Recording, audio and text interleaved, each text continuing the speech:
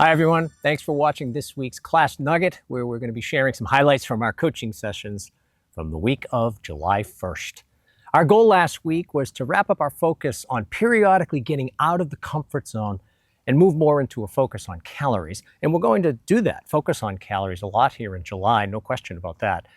But given the quality of the discussions that we had this past week about exploring new behaviors outside your comfort zone, we're thinking that it makes sense to keep this concept alive in our coaching sessions from time to time and to not put it on the back burner, so to speak, even as we pursue different themes in our coaching sessions. You know, if you think back, this is exactly what we did with our goal last year at the start of 2023, when we planned a 1-month focus on getting in your colors, but given the usefulness of the concept and the experiences that so many of you shared, our goal had stayed in the rotation in our sessions as a program concept. We'd like to do the same thing with the idea of getting out of your comfort zone periodically and exploring your stretch zone. Keep it in the rotation from time to time. So to that point, many of you had observations and insights this past week about getting out of your comfort zone, which I'd like to share here. First, Mimi in Monday night's Phase 2 group set the tone for this whole recap by summarizing the main point of the stretch zone with this quote from Les Brown.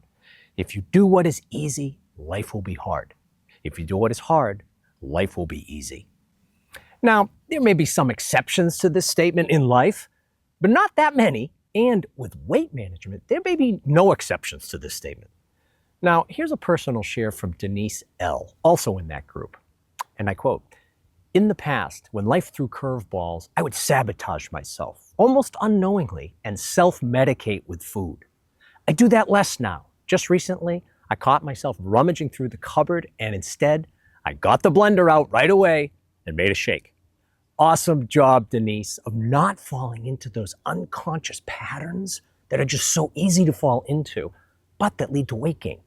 And by the way, this is good advice that I'd say whenever we start to fall into patterns like that we want to avoid, get the blender out right away and make a shake. There's virtually no downside to doing that.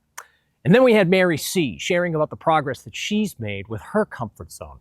And by the way, Mary, your birthday, last Thursday. And in case there's any question about how special a person Mary C. is, the entire country celebrated her birthday with fireworks.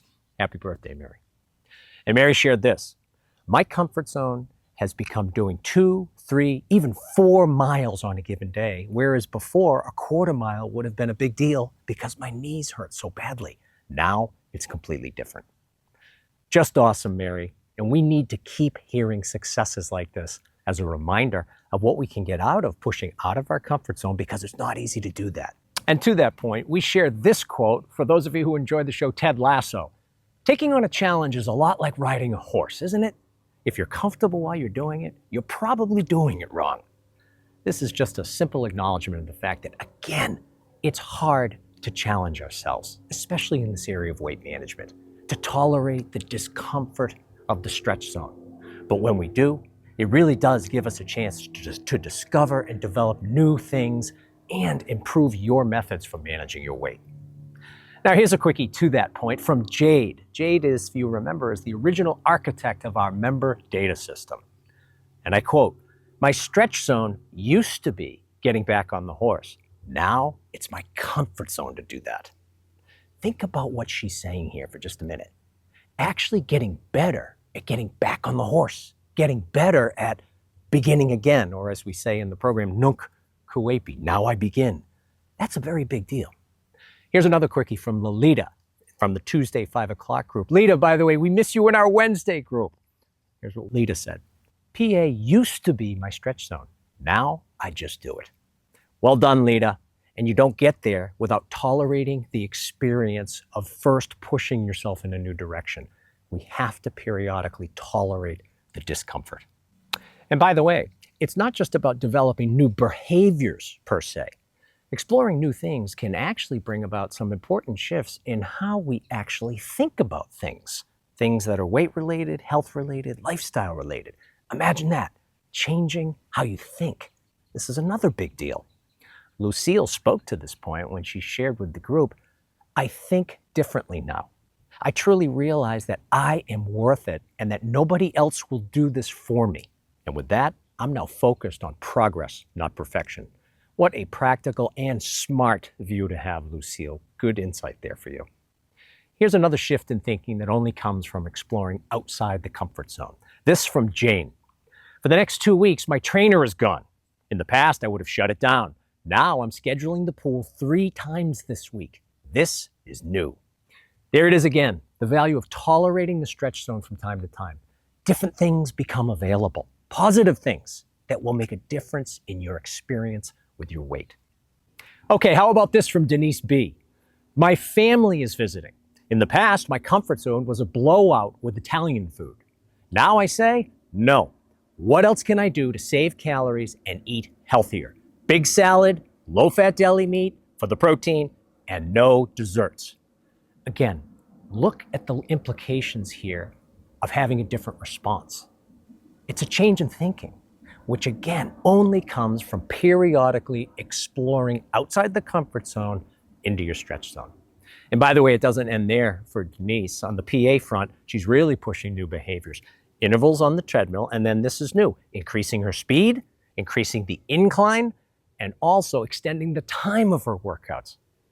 And the payoff over time for this, exploring our stretch zone, new things can actually become part of your comfort zone. That's how the whole process works.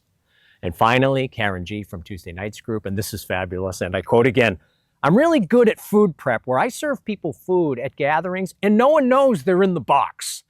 Oh my, when you can get others to explore their stretch zone without them even knowing it, now, Karen, that's what we call playing Vulcan chess. I love it. Karen also shared that she goes to the gym 6 to 7 days a week and says, I'm addicted now and I need to get it in. And if I can't go, I just can't stand it because it makes such a huge difference in my day. So whether you're routinely already exploring your stretch zone in the program or you're just beginning to adapt your thinking to this idea, getting out of the comfort zone periodically, really pushing yourself at times, all the things that we've heard here represented new behaviors, uncomfortable behaviors initially, that through practice and repetition can and often do eventually become part of your expanding comfort zone of healthy behaviors. And by extension, a healthier lifestyle and all the positives that come along with that. Okay, so those are some of the highlights from last week. Thank you for watching as always. And everyone, a belated happy 4th of July to everyone.